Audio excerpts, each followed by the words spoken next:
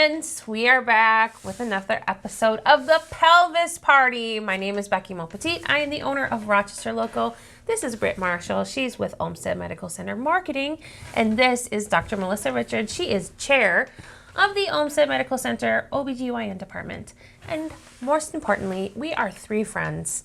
And we like to get real with one another, talking about women's health and our pelvises, hence the Pelvis Party. Last time we talked about the fact that it is bladder month.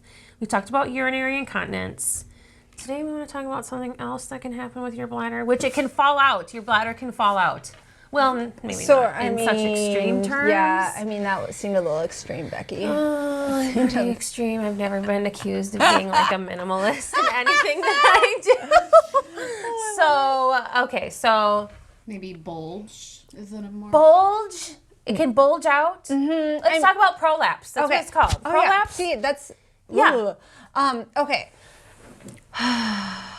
So it's really interesting to me. So pelvic organ prolapse has to do basically with things with gravity, with kids, and people are like, oh, I don't have that problem because I've never had kids. I'm like, oh, you might have that problem.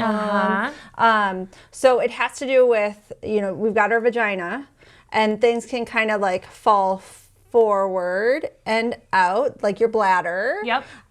Your rectum can also like kind of pooch out, as well as kind of That is a whole other thing that I Oh yeah, like. well, rectum pooches out. Writing it down. Mm-hmm. Okay. It's called a rectocele. Oh my. We'll like go back and forth between like fancy names and like names that people use. Yeah.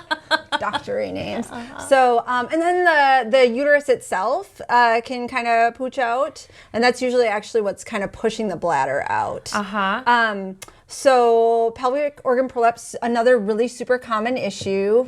I'm going to say once again, over 50% of women have some type of pelvic organ prolapse. The trick here is symptomatic versus asymptomatic pelvic organ prolapse. Have you heard any of your friends talk about pelvic organ prolapse? Not in that way. Like right? My friends talk about discomfort during sex.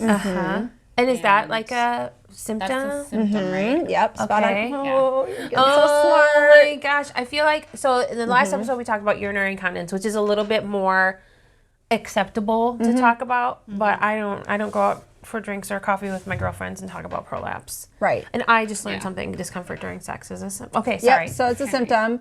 The interesting thing is it's not uncommon or a surprise when I'll get a phone call from the emergency department or a referral from the emergency department that a woman will be like, oh my gosh, there's a bulge coming out of my vagina, and they think they have cancer, right? Like that's where your brain goes, right? Yeah. Totally. And so they'll go into the emergency room and then they'll look and they're like, oh, that's just your bladder falling down. And it's, the question is, has that been going like slowly progressing and now there it is? It's bearing down can make it worse throughout the day as, gravity throughout the day like can make it worse. That all of a sudden at 11 o'clock at night after a day out in the garden, she's like wiping after she peed and she's like, oh my gosh, there's a giant bulge coming out of my vagina. And then ironic, she'll go into the ER and the ER is like, oh, it's a cystocele. And then I'll see her like the next day or the day before. And if I see her in the morning, I'll be like, oh, you don't even have hardly a bulge because it gets worse throughout the day. Okay. Exactly. Okay. So I'm really careful when I talk to patients about it because even from like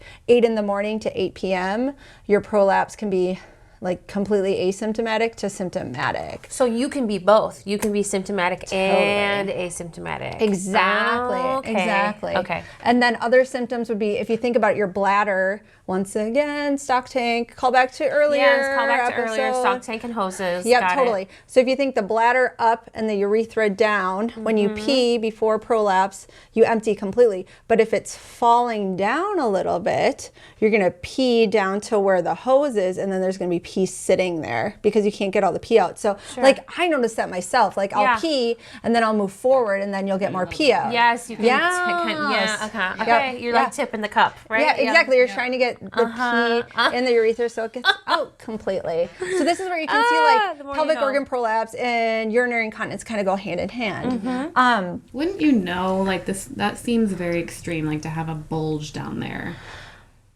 But some women don't. So fascinating. This is where I think it's so crazy because I will see a woman for like a well exam. And I'm very careful in how I talk to a woman in way of like, I'll do her exam and I'll see there's different stages.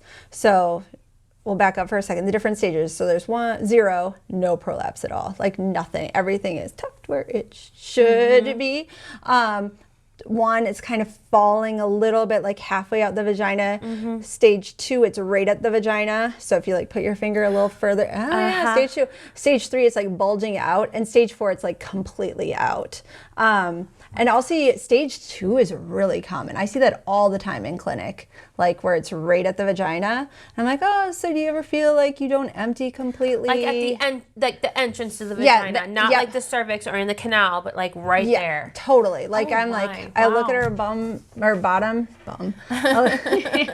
different area. I look at her bottom and I'm like, oh, I'll see it bulging right there. And they'll say, oh no, I don't notice anything. How? And then I'll ask questions. Do you feel pulling? Pressure, discomfort with sex, incomplete emptying of urine, and then she's like, oh no, this is great, everything's fine, and I'm like, okay, cool. Well, pay attention to those symptoms, and if you have those symptoms, let me know.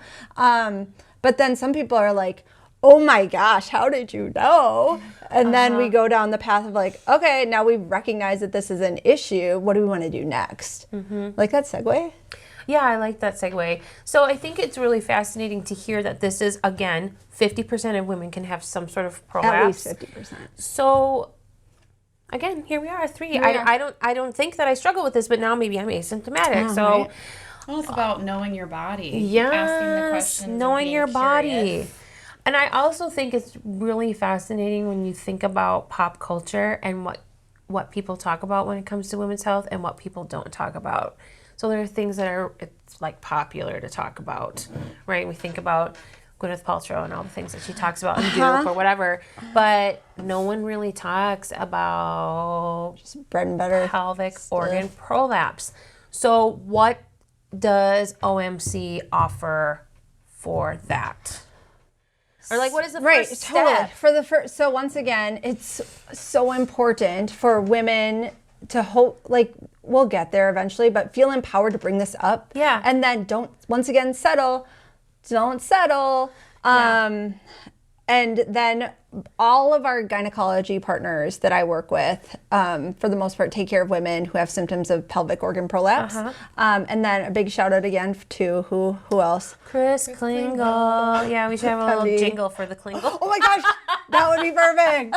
I'm sure he would be super helpful. Oh, I'm sure he's going to love that. Yeah, yes, definitely. So what's neat is you have full spectrum of what you can do. So first of all, understanding you don't have cancer. That's a big clutch thing to know. I feel like women would just be like, okay, great, it's not cancer. I can live with anything. Once you have that, like, checked off the list. And then I'm like, let's not settle. Right, let's not settle. And then, so we have the treatments. I think we have every treatment. So we have physical therapy, right? So when we think about what our vagina has done for us and been through, it is showed a little love and respect. Amazing. Like no other muscle area has done what our vaginas have done for us, right? Yeah. And so our pelvic floor, our pelvic bowl is full of all these muscles. Pelvic bowl. I know, isn't that nice? Like, it's true. Yeah, it's like a little bowl of fruit. And sometimes it gets a little, So your pelvic fruit, is that gross? That's a little gross. I mean, that's a little, but it's fine. No shaming. So pelvic floor physical therapy is amazing. So at OMC, we have 2 pelvic floor physical therapists that are just lovely. Amy and Gretchen. Just so good. Okay. And then, so physical therapy is a great, like, really nice conservative option. For some women, it's going to maintain what they already have. For some women, it's going to really improve their symptoms, like after having a baby, which we can talk about later. We also, pessaries. And they give you exercises. They totally give you exercise. That's the other thing, is understanding that they can customize whatever care that you want. Sure. So some women have more time than others to like come in, and some women do one visit. It's a one and done type of thing.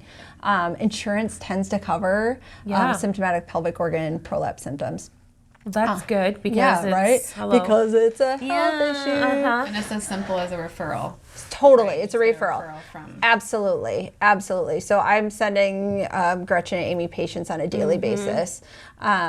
Pessaries, do you two know what pessaries are? No. No. No, I'm a little, oh boy. Oh, I wish I read in a prop today. So pessaries are really great. So pessaries are like, we're not of a generation that was really familiar with diaphragms, but it's similar where, but menstrual cups would be like kind of similar. Okay. Where a pessary, I will bring in a box someday and Okay, we'll just can't go wait. through pessaries. But what it does is it re-supports. A good pessary re-supports whatever's falling out and you don't know it's there. Okay. Okay. So it just kind of, is it on which side of the cervix would this pessary So fall it then? goes in the vagina like a tampon. And some of them look like rings, some of them look like cubes, some of them look like donuts, and they're different sizes, like 0 to like 10 Okay. that fit and you customize to your Okay, patient. So we okay. literally have, I can't wait to bring this in, a briefcase of pessaries. And there are like, there are like 6 different pessaries types, and we have wow. all the different sizes. So then we figure out what works. So a good pessary, you put it in, then we have like, there's a pessary fitting day. So you come in, we try the different pessaries, then you have to go to the bathroom and see what happens. So like bear down, and if it pops out, please don't grab your pessary out of the toilet. Okay, And okay. then we try a different size. It's Okay. great. Okay. Wow, that is fascinating. So there are a lot of different things And surgery. and surgery. So And we've surgery. got For extreme cases. Well, or like matter. you want, like everyone's so customized. Like if you're symptomatic, you want to get it taken care of. You know, surgery is definitive management. The biggest issue is make sure you want that first surgery to be the best surgery. Because once you get into like redoing surgery, that's where we get into issues with failure. okay, gotcha. Exactly. So there are options. That So is what many we want to options. say. Pelvic prolapse is a thing that happens. 50% of women At least. struggle with it. At least 50% of women struggle with it. OMC has solutions. Therapy, pessaries, surgery. Fascinating stuff. Cannot wait to see the briefcase of pessaries gonna be in a great. future episode. But probably all for today. So thank you for joining me again for Pelvis Party. If you want more information, you can go to rochesterlocal.com. Thanks for joining me, and we'll see you next time.